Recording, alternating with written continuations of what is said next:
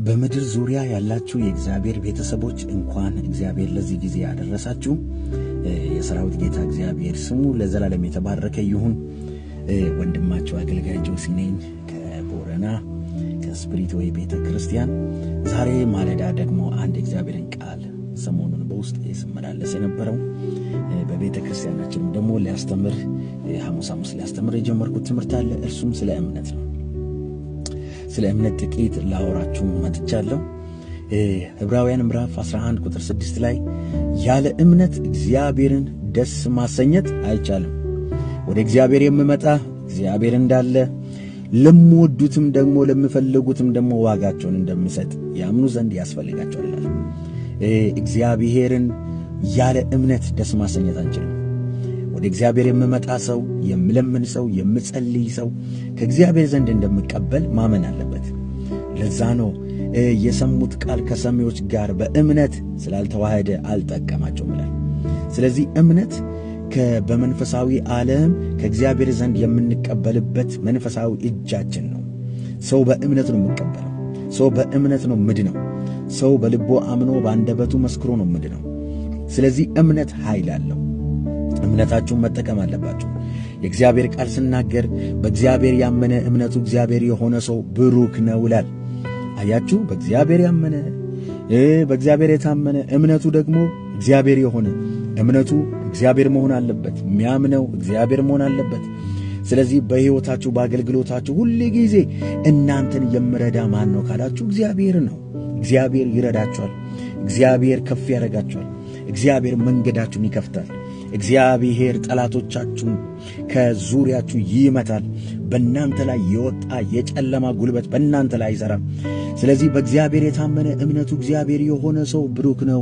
እርሱ በውሃ ዳር እንደተተከለ ስሩንም በወንዝ ውስጥ እንደዘረጋ ክረምትና በጋ ሲመጣ እንደማይሰጋ ቅጠሉ እንደሚለመልም ዛፍ ይሆናል። አያችሁ፣ አንድ አትክልት ከውሃ አጠገብ ሲተከል ስሩን በወንዝ ውስጥ ከዘረጋ ክረምት በጋ አይጠብቅም። ከወንዙ እየጠጣ ፍሬ ያፈራል፣ ይለመልማል። ስለዚህ እምነት በእግዚአብሔር ዘንድ እምነት ያላቸው ሰዎች ሁል ጊዜ በዘመናቸው እየለመለሙ ይሄዳሉ። እግዚአብሔርን ያመኑ ሰዎች ይለመልማሉ። አገልግሎታቸው ይለመልማል። ዘመናቸው ይለመልማል። ጎዳናቸው ይለመልማል። ስለዚህ ሁል ጊዜ እግዚአብሔርን ማመን አለባቸው። ሮሜ 10:17 ላይ ስታነቡ እግዚአብሔር ቃል እንደዚህ ይላል፣ እምነት ከመስማት ነው፣ መስማትም በእግዚአብሔር ቃል ነው ይላል። ስለዚህ ምንድነው ማመን ያለብን? በዙሪያችን ያለውን ነገር አይደለም፣ እያለፍንበት ያለውን ነገር አይደለም። ማመን ያለብን የተሰጠንን ቃል ነው።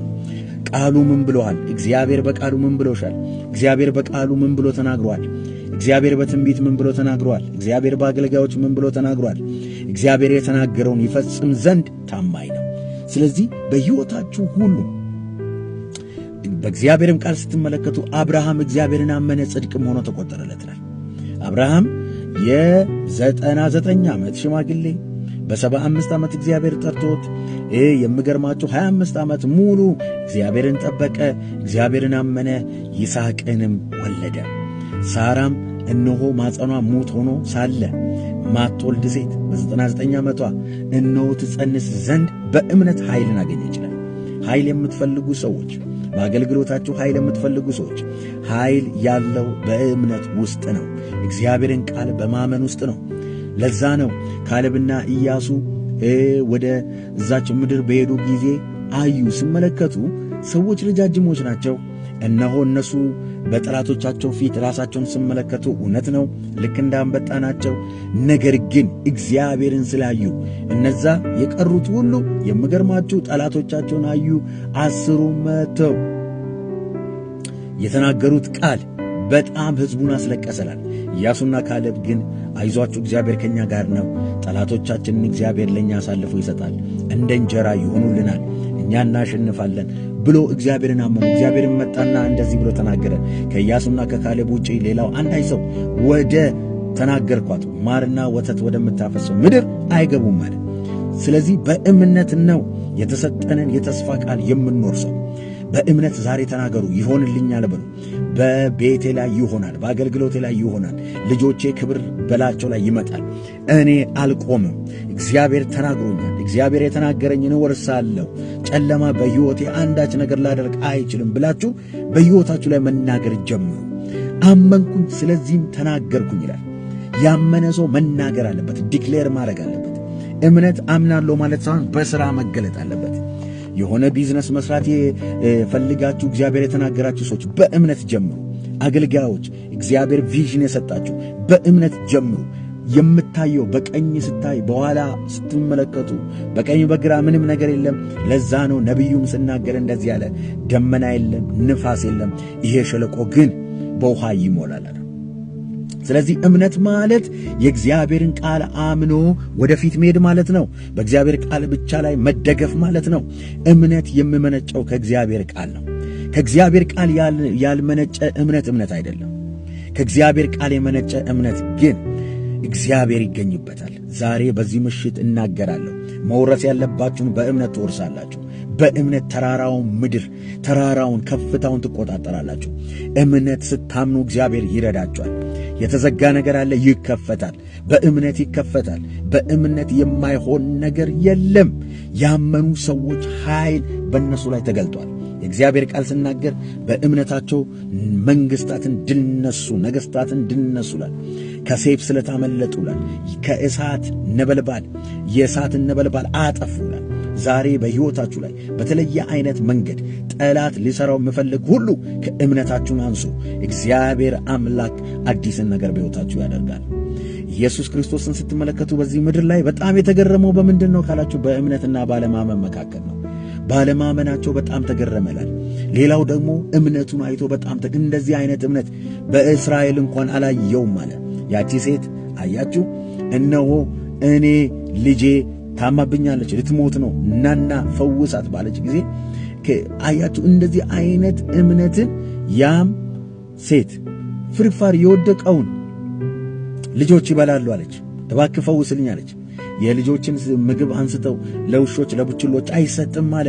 ይህን ያህል ስናገር ያቺ ሴት ግን እንደዚህ ያለች፣ እምነቷ ታላቅ ስለሆነ ውሾችም ቡችሎችም እኮ ከልጆች የወደቀውን ፍርፋሪ ይበላሉ አለች። ኢየሱስም አንቺ ሴት እምነትሽ ታላቅ ነው፣ እንዳመንሽ ይሁንልሽ አላት። ከዛች ሰዓት ጀምሮ ክፉ መንፈስ ከዛች ከብላቴናዋ ወጣ፣ ልጅቷም ተፈወሰች። ዛሬ ባስቸገራችሁ ነገር ላይ እመኑ። አልሄድ ባላችሁ ነገር ላይ እመኑ። እግዚአብሔር ያግዛችኋል። እግዚአብሔር ያግዛችኋል። ያ ሰውም አያችሁ ልጁ ልሞትበት አስቀምጦ በመጣ ጊዜ እነሆ አለ፣ አንተም አንድ ቃል ተናገር አለ። ከእኔ በታች የሚገዙ ሰዎች አሉ። አንዱና ብል ይመጣል፣ ሌላውን ሂድ ብል ይሄዳል። አንተም ስልጣን ስላለ እዘዝ አለው። ኢየሱስ ክርስቶስ በጣም ገረመው። ወዲያውኑ ኢየሱስ ክርስቶስ ቃል ተናገረ። ያ ክፉ መንፈስ ከዛ ብላቴና ወጣ፣ ብላቴናውም ተፈወሰ። ዛሬም እምነት ያላችሁ ሰዎች እምነታችሁን እንድታነሱ እግዚአብሔር ይፈልጋል። እምነት ከመስማት ነው፣ መስማት በእግዚአብሔር ቃል ነው። በእምነት ወደፊት ሂዱ። የተበላሸ ነገር በእምነት ይስተካከላል። ያልሞላ ነገር በእምነት ይሞላል። ያልተከፈተ በር በእምነት ይከፈታል። 10 ጊዜ ሞክራችሁ እምቢ ሊል ይችላል። 100 ጊዜ ሞክራችሁ እምቢ ሊል ይችላል። ነገር ግን ለሚያምን ሰው ነገሩ በዘገይም በእርግጥ ይመጣል። ነገሮቻችሁ ከዛሬ ቀን ጀምሮ በጌታ በኢየሱስ ክርስቶስ ደም እምነታችሁን ስታነሱ ተስተካክሏል። ዛሬ እንዲህ ብዬ ጸለይኩኝ። በማመን በሩ ተከፈተላችሁ። እመኑና ሂዱ፣ በሩ ተከፍቷል። እመኑና ሂዱ፣ ነገሮቻችሁ ተስተካክሏል። ያ ሰው ኢየሱስ ክርስቶስ በተናገረ ሰዓቱን አየ፣ ሄደ። ወዲያውኑ ስመጣ ብላቴናው ይጫወት ነበረ። በስንት ሰዓት ልጄ የተፈወሰ ባለ ጊዜ፣ በ7 ሰዓት በዚህ ቀን ትላንት ባሉት ጊዜ ኢየሱስ የተናገረ ሰዓት እንደሆነ ሰውየው አወቀላል በባይብል ላይ። ወዲያውኑ ከቤተሰቦቹ ሁሉ ጋር ጌታን አመነላል። ስለዚህ ጸለይኩኝ። ከዚች ማይክሮ ሰከንድ ጀምሮ እየሰማችሁ ያላችሁ የተበላሸ ነገር ተስተካከለ፣ አልሆን ያለ ነገር ሆነ፣ መራራው ጣፈጠ፣ የተዘጋ በር ተከፈተ፣ የእናንተ ነገር ጨመረ። በኢየሱስ ክርስቶስ ስምና ስልጣን